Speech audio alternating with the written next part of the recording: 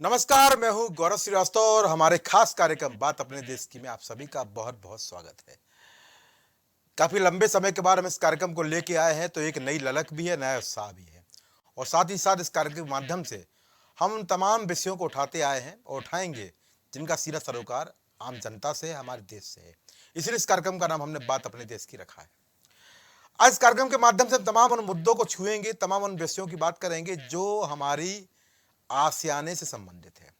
आसियाना जिसको हम बोलते हैं मकान, आसियाना जिसकी साए में हम जीते हैं, आसियाना जिससे हमारी यादें जुड़ी रहती हैं, आसियाना जिसको हम अपनी जिंदगी की पाई पाई जोड़कर खरीदते हैं, आसियाना जिसमें हमारा और हमारे बच्चों का बचपन, जवानी सब देखते हैं, आसियाना जिसमें हम अपने दर्द को भी देखते हैं, अपने दुख को भी देखते हैं, सुख को भी देखते हैं, अपने परिजनों के गुजरने का दर्द भी महसूस करते हैं और नई किलकारियों की आने की आहट भी सुनते हैं।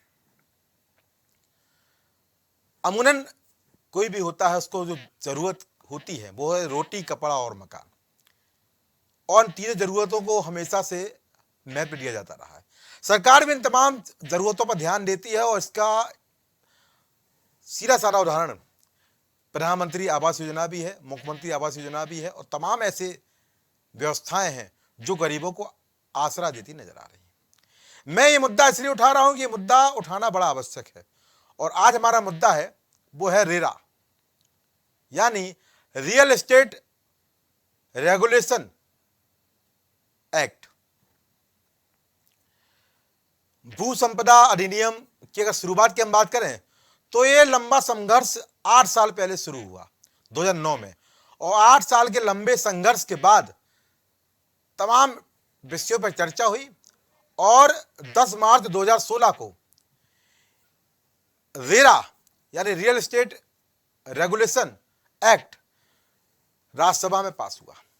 उसके बाद यह एक्ट 16 मार्च 2016 को लोकसभा में पारित किया गया, ध्वनि मत से पारित किया गया, और उसके बाद इस एक्ट की जो अधिनियम है, जो एक्ट है, वो लागू हुआ और वो ऐतिहासिक तिथि थी 1 मई 2016, यानी 1 मई 2016 को हमारे देश में आसियाने के लिए, हमारे देश में लोगों की जमा पूंजी के लिए, हमारे देश में लोगों की व्यवस्थाओं के लिए, हमारे देश में लोगों के आसियाने के सपने के लिए जो अधिनियम लाया गया वो लाया गया रेरा, और वो लिया गया 1 मई 2016। इसलिए हम इसको एक ऐतिहासिक डेट बोल रहे हैं। कारण यहां पर यह भी है कि अगर हम इसकी चर्चा नहीं करेंगे, कारण यहां पर यह भी है अगर हम इसकी बात नहीं करेंगे, कारण यहां यह भी है कि अगर इसकी चर्चा करना जरूरी नहीं है तो जरूरी फिर क्या होगा। मैं यहां पर इसलिए इस बात को बोल रहा हूं क्योंकि यहां पर रेरा के तमाम फायदे हैं, पर हम अमूमन देखते हैं कि रेरा के बारे में लोगों को जानकारी कम है। तो आज अपने कार्यक्रम के माध्यम से हम रेरा को बता भी रहे हैं, रेरा के प्रावधान भी बता रहे हैं, और रेरा के माध्यम से आम जनता जो अपने आसियाने को खरीदने के लिए असंबित होते हैं उनके लिए क्या सहूलियतें हैं। सबसे महत्वपूर्ण बात, जब रेरा एक्ट लाया गया तो 92 अधिनियम में से 69 अधिनियम को यहां पर कार्यपालित किया गया।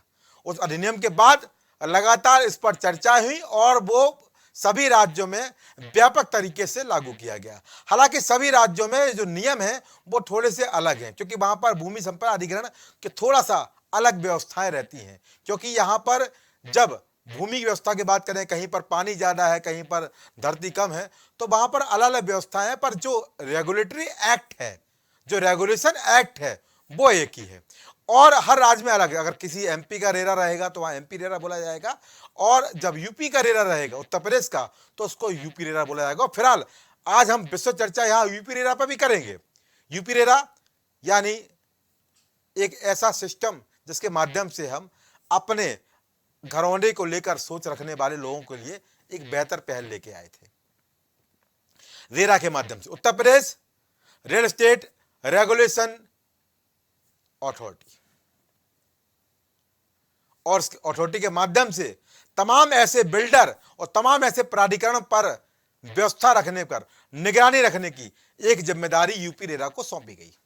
इसके माध्यम से जो तमाम तरह के प्रावधान है, चाहे जो ग्राहकों की पूंजी हो, उस पूंजी को महत्वपूर्ण तरीके से 70% तक बैंक में रखने की बात हो, समय पे आवाज देने की बात हो, समय अनुसार जो हमने बोला है, जो प्रोजेक्ट में बताया है, उतना ही डेवलप करके देने की बात हो, समय पे व्यवस्थाओं को सौंपने की बात हो, अगर आपने किसी प्लाट को लिया है तो समय पे कब्जा देने की बात हो, और अगर बिल्डर मुकरता है तो समय पे चाबुक चलाने की बात हो। यह भी रेरा के अंतर में आता है और रेरा इसको करता है। तमाम ऐसे केस रहे, तमाम ऐसे मामले रहे, इसमें हमने देखा है कि रेरा ने प्लाट पर कब्जा भी दिलाया है और लोगों के उनके आसियाने भी सौंपे हैं और बिल्डरों पर 60-60 लाख रुपए का, 1 करोड़ रुपए का, 3 करोड़ रुपए का जुर्माना भी लगाया है कि रेरा की पहल ऐसी है। पर अब हम लगातार देख रहे हैं उसी रेरा पर लेकर तमाम प्रश्न भी उठ रहे हैं यूपी रेरा को लेकर। यह कहा जा रहा है कि यूपी रेरा की जो तमाम चीजें हैं वो अब संदेह के घेरे में आ रही हैं। लोग ये भी कह रहे हैं कि जो लगाम लगनी चाहिए वो नहीं लग पा रही है। बिल्डर कहीं ना कहीं रेरा के व्यवस्थाओं के साथ, पंजीकरण के साथ करा लेते हैं और खेलते रहते हैं। तो कहीं ना कहीं अब यहां पर समीक्षा करने का समय भी आ गया है, क्योंकि यहां पर जो रेरा का जो महत्वपूर्ण शुरुआत होने का जो कारण था वो ये था कि आम लोगों को यहां पर जगह मिले, आम लोगों को आसियाना मिले। आम लोग जो अपनी पाई पाई जोड़ के घरौंडा खरीदने के एक सपना देखते हैं और जब वो सपना पूरा करने का समय आता है तो जो बिल्डर होता है वो उनसे आंख बिचौली खेलता है, वो उन्हें कोर्ट में भी लेकर जाता है और उनको परेशान करता है और कहता है केस लड़ते रहिए। पर जब रेरा वहां पर चाबुक चलाता है तो केस भी खत्म होता है और वहां पर उसको उसका आसियाना ही मिलता है। पर सबसे महत्वपूर्ण बात है कि कई लोगों को इसकी प्रक्रिया ही नहीं पता है। लोग नहीं जानते कि रेरा के अंदर कितनी ताकत है, लोग नहीं जानते हैं कि यूपी रेरा के अंदर कितनी क्षमता है, लोग नहीं जानते कि यहां पंजीकरण करा के अपनी शिकायत दर्ज करा के अब जिम्मेदारी यूपी रेरा की हो जाती है कि संबंधित वादी यानी संबंधित पीड़ित पक्ष को न्याय दिलाए। जैसा कि हम लगातार देखते हैं कि उपभोक्ता फोरम में भी तमाम ऐसे मामले आते हैं जिसमें बड़ा जुर्माना लगाया जाता है और संकेत दिया जाता है कि उपभोक्ता फोरम उपभोक्ताओं के लिए होता है और उपभोक्ताओं के साथ अगर गलत होगा तो उपभोक्ता फोरम समय समय पर न्याय भी करेगा और बड़ा जुर्माना लगाएगा और नजीर पेश करता है कि उपभोक्ता फोरम में सबके साथ न्याय होगा, चाहे वो वादी हो चाहे प्रतिवादी हो। आज मैंने अपनी बात अपने इसके में मुद्दा इसलिए उठाया है कि तमाम चीजें हैं जिन पर बात भी करना जरूरी है। अगर हम बात करें रेरा के पंजीकरण की, तो अगर 5000 वर्ग फुट का है और 8 मंजिला अपार्टमेंट है तो उस पर आपको रेरा पंजीकरण की जरूरत नहीं है। पर अगर प्लाट का साइज आपका 5000 स्क्वायर फीट से बड़ा है तो आपको वहां पंजीकरण कराना पड़ेगा।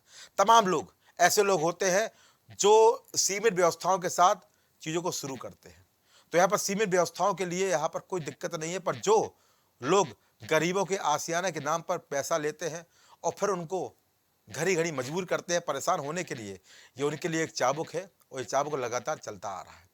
मेरे इस कार्यक्रम के माध्यम से मैं ये भी बात कर रहा हूं कि यहां पर रेरा को भी अपनी चीजों को समझना पड़ेगा। यहां रेरा को भी समझना पड़ेगा कि जो रियल एस्टेट कंपनियां हैं उनको कैसे रोका जाए।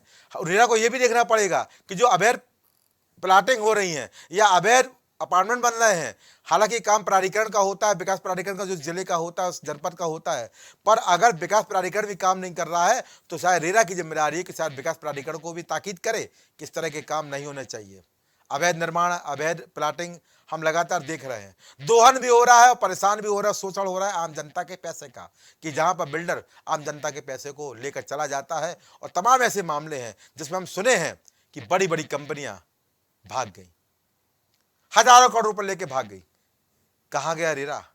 कैसे रेरा ने वहां पर कोशिश नहीं की? कैसे रेरा के माध्यम से वहां पर चाबुक नहीं चलाया गया? और क्यों वहां पर कमी रह गई कि बड़े बड़े बिल्डर जिनके नाम सभी जानते हैं, कोई नई बात नहीं है, वो गरीबों के आसियाने की मेहनत की पाई पाई से जुड़े हुए पैसे को लेकर चले जाते हैं।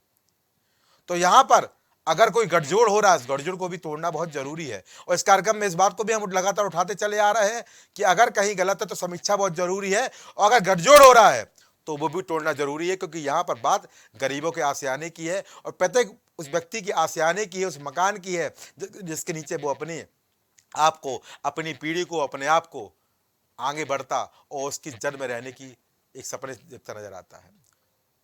तो यहाँ पर सबसे महत्वपूर्ण बात यहाँ पर यह भी है कि अगर रेरा यहाँ पर एप्लीकेबल है तो रेरा की जद में यहाँ पर जरूरत से ज़्यादा लोग बाहर हो चुके हैं। तमाम ऐसी चीजें हैं जिनको लेकर बात तो कही जाती है, तमाम ऐसी व्यवस्था है जिनको लेकर कहा जाता है कि सब कुछ ठीक है, पर सब कुछ ठीक होता तो ना जाने कितने केस यहाँ पर बिल्डर्स कंपनी के खिलाफ चल रहे हैं और कार्रवाई के नाम पर केवल कुछ नहीं होता। कुछ होता है तो रेरा के माध्यम से होता है, और अगर रेरा ही इन पर कार्रवाई नहीं करेगा, निस्वार्थ कार्रवाई के माध्यम से उनको सबक नहीं सिखाएगा, उन पर जुर्माना नहीं लगाएगा, तो कहीं ना कहीं यहाँ पर गलत हो जाने की पूरी उम्मीद रहती है और आम जनता इसका परेशानी भुगतती है।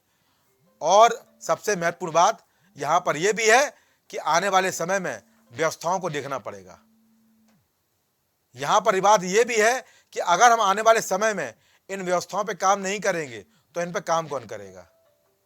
अगर हम ये नहीं देखते हैं कि रेरा की रेगुलेटरी एक्ट को हम फॉलो नहीं कराएंगे तो फॉलो कौन कराएगा। अगर हम ये नहीं देखते हैं कि इन चीजों को लेकर कौन काम करेगा तो काम कौन करेगा। यहां पर सबकी जिम्मेदारी है और यहाँ पर सबकी जिम्मेदारी को पूरा करना भी शायद रेरा का काम है। रेरा के माध्यम से केवल आम जनता को राहत नहीं मिलती है, बल्कि रेरा के माध्यम से यहाँ पर जो इंडस्ट्री है, जो रियल एस्टेट है, उनको भी लाभ होता है, उनको भी तमाम तरह के मौके दिए जाते हैं। उनको भी बताया जाता है कि अगर आप बेहतर कर रहे हैं तो रेरा पंजीकरण जब आप देखेंगे तो आम ग्राहकों को भी समझना चाहिए कि अगर रेरा पंजीकरण है तो वो कंपनी पंजीकृत है और सही तरीके से लोगों के साथ काम कर रही है। तो ये छवि भी रियल एस्टेट कंपनियों की बनती है अगर रेरा पंजीकरण कराते हैं, और अगर रेरा में काम में पारदर्शिता रहेगी तो निश्चित रूप से उनका ग्राफ भी बढ़ेगा और अचल संपत्ति उद्योग उसको ही बढ़ावा मिलेगा। तो इसकी तैयारी भी यहाँ पर रेरा को करनी पड़ेगी। और सबसे महत्वपूर्ण बात है कि रेरा एक महत्वपूर्ण पहल भी निभाता है, डेवलपर्स और खरीदारों के बीच के जो विवाद होते हैं उसको भी यहाँ पर हल करता है। समय से परियोजनाओं को पूरा करने की जिम्मेदारी भी बिल्डर को सौंपता है। और सबसे महत्वपूर्ण बात है कि जो भी बिल्डर रेरा पर पंजीकृत है उसकी सभी परियोजनाओं की जो जानकारी है वो भी आपको रेरा पे मिलेगी। और सबसे महत्वपूर्ण बात है कि अगर पंजीकरण आपने रेरा में नहीं कराया है तो उसके पहले आप कोई विज्ञापन भी नहीं निकाल सकते हैं। तमाम तरह की चीजें हैं। और यहां तक ये भी कहा गया है कि जो ग्राहकों से ली गई राशि है उसको भी 70% में रखना भी जरूरी है, क्योंकि यहां पर खरीदार को परियोजना की सटीक जानकारी मिलना भी बहुत आवश्यक है, क्योंकि इसका अधिकार है।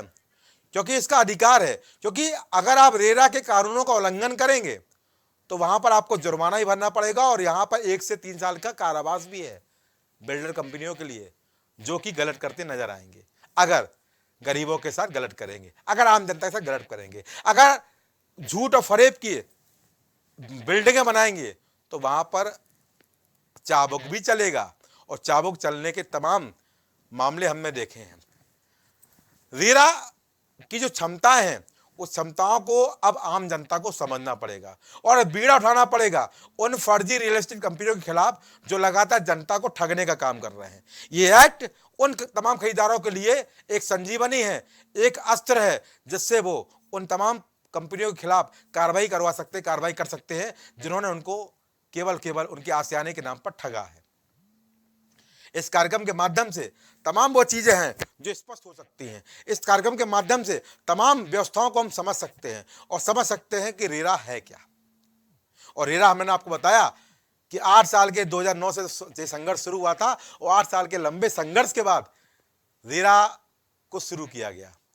राज्यसभा में पारित हुआ, लोकसभा में पारित हुआ और बाद में 1 मई 2016 को लागू किया गया। बाद में से 69 अधिनियम इसके अंदर हैं। बड़ी प्रोफाइल है, बड़ा नाम है और बड़ा एक्ट है। बस समझना है आम जनता को, समझना है उन रियल एस्टेट कंपनियों को जो बेहतर हैं। मैं उन दागी रियल एस्टेट कंपनियों पर बात नहीं कर रहा हूं, क्योंकि दागी रियल एस्टेट कंपनी किसी की नहीं होती हैं और अगर रेरा उन पर चाबुक नहीं चला पा रहा है तो यूपी रेरा से भी और रेरा से भी मेरा यही निवेदन है कि अगर कोई गलत है तो किसी कार्रवाई करने में कोई कोताही ना करें, क्योंकि अगर आप आम जनता का साथ नहीं देंगे, जो एक्ट कानून आम जनता का साथ नहीं देगा, अथॉरिटी अगर आम जनता के साथ नहीं देगी तो आम जनता का साथ देगा कौन। क्योंकि अगर अदालत में जाएंगे तो दीवाने केस में सालों मुकदमे चलते रहते हैं और वादी हमेशा परेशान होता रहता है और आशियाने की खोज में भटकता रहता है और सोचता रहता है कि हमारा आशियाना हमको कब मिलेगा। क्योंकि यहाँ पर रेरा का चाबुक केवल रजिस्ट्रेड कंपनियों पर नहीं बल्कि विकास प्राधिकरणों में भी चलता है, जो समय अनुसार प्रोजेक्ट पूरा नहीं करते हैं और आम जनता से पैसा जमा करवाते हैं। तो यहाँ पर रेरा की जो क्षमता है वो बड़ी है, रेरा का दायरा बड़ा है, रेरा की व्यवस्थाएं बड़ी हैं और सबसे महत्वपूर्ण बात है सभी राज्यों में है। और अगर यूपी रेरा की बात करें तो उत्तर प्रदेश आबादी के लिहाज से सबसे बड़ा राज्य और यहाँ पर रियल एस्टेट कंपनियां बहुतायत में हैं। जब लोग ज़्यादा हैं तो आशियाना ज़्यादा चाहिए पड़ेंगे। प्रधानमंत्री आवास के सहारे तमाम लोग रहते हैं, पर जो मध्यम वर्गीय प्रधानमंत्री आवास को पाने की पात्रता नहीं रखते हैं वो तो अपना आशियाना बनाने की सोचते हैं। और जब वो अपने आशियाना बनाने की सोचते हैं तो जिम्मेदारी होती है प्राधिकरण की, ये जिम्मेदारी होती है सरकार की, जिम्मेदारी होती है रेरा की, जो वहाँ का राज्य का रेरा है, जो व्यवस्थाओं को देखे, लोगों को मकान उपलब्ध कराए, समय अनुसार उपलब्ध कराए, जिस हिसाब से बनाने की बात बिल्डर ने कही है उस व्यवस्था के साथ उपलब्ध कराए।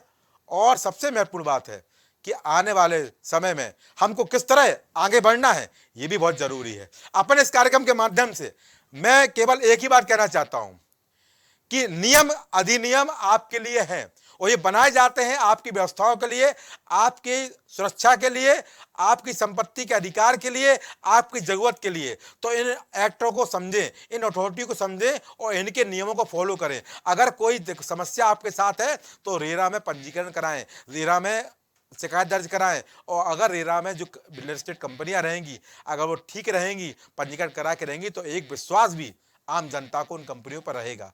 क्योंकि रेरा में पंजीकरण तमाम व्यवस्थाओं के बाद होता है, तमाम तरह की जो गाइडलाइंस है, तमाम तरह के जो मानक होते हैं उनके पूरे होने के बाद ही पंजीकरण होता है। और बिना पंजीकरण के वहां पर विज्ञापन भी आप नहीं निकाल सकते। तो यहाँ पर रेरा की भूमिका बहुत महत्वपूर्ण है और खास तौर पे उत्तर प्रदेश यानी देश के आबादी का सबसे बड़ा राज्य, यहाँ पर भी यूपी रेरा की बहुत बड़ी भूमिका है कि यहाँ पर निष्पक्ष तरीके से एक ऐसा मिसाल पेश करें कि आम जनता समझ पाए कि असली चोर कंपनियां कौन है और नकली कौन है। जो असली है उनके लिए यहाँ पर हमको समझना पड़ेगा जो आपके आशियाने के नाम पे आपको ठग रहे हैं, और वास्तव में जो आपको आशियाना प्रदान कर रहे हैं उनकी प्रति सोच भी बदलनी होगी। और जब उनकी एक रूपरेखा आपके सामने आएगी तो आप यहाँ पर अंतर कर पाएंगे फर्जी कंपनियों में और यहाँ पर सही कंपनियों में। तो रेरा की भूमिका बहुत महत्वपूर्ण है, अथॉरिटी की भूमिका बहुत महत्वपूर्ण है और विकास प्राधिकरणों की बहुत भूमिका बहुत महत्वपूर्ण है कि यहाँ पर आम जनता को आवास मुहैया कराने में, उनके सपने का आशियाना उन तक पहुँचाने में मानक के साथ, समय के साथ, विश्वास के साथ और पूरी संजीदगी के साथ। और अगर यहाँ पर कोई संजीदगी में कमी आएगी तो मैं एक ही बात कहूँगा, रेरा है ना, और यूपी रेरा लगातार इसको लेकर काम कर रहा है, आगे भी करेगा। और इस कार्यक्रम के माध्यम से यूपी रेरा और तमाम नागरिकों से भी एक बात कहना चाहूँगा कि जो आपके लिए कानून बनाया गया उसका लाभ उठाएं, समझें, शिकायत दर्ज कराएं, अगर कोई कमी है तो उसकी लड़ें। और यूपी रेरा भी आपके लिए हमेशा काम करता रहेगा और अगर कोई कमी आती है तो उसकी आवाज़ भी उठाइए, क्योंकि अगर कहीं गलत हो रहा है तो उसकी आवाज़ उठाने के लिए, उसके विरोध में जंग लड़ने के लिए, उसके खिलाफ सड़क पर उतरने के लिए आप बाध्य नहीं हो सकते हैं। यह अधिकार आपको देश का संविधान देता है अगर कहीं गलत होता है, चाहे वो सिस्टम हो, चाहे सरकार हो, चाहे प्राधिकरण हो और चाहे रेरा ही क्यों ना हो। तो आज के बाद जैसे में हमने देखा किस तरह रेरा की यह भूमिका है, किस तरह आने वाले समय में लोग काम करते हैं और किस तरह यहाँ पर आने वाले समय में गरीबों को और मध्यम वर्गों को आशियाना मिलता है, एक संजीदगी के साथ, ईमानदारी के साथ और विश्वास के साथ। तो आज की चर्चा में इतना ही। नमस्कार।